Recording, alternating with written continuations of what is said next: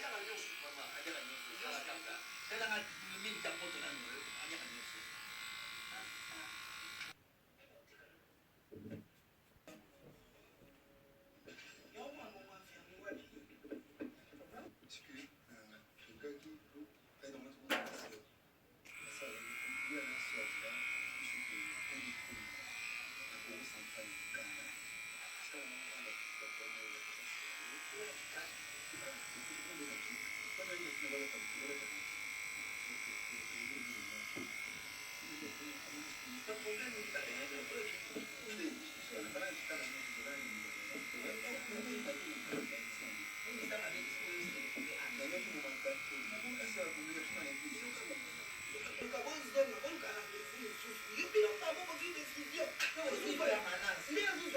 Décision.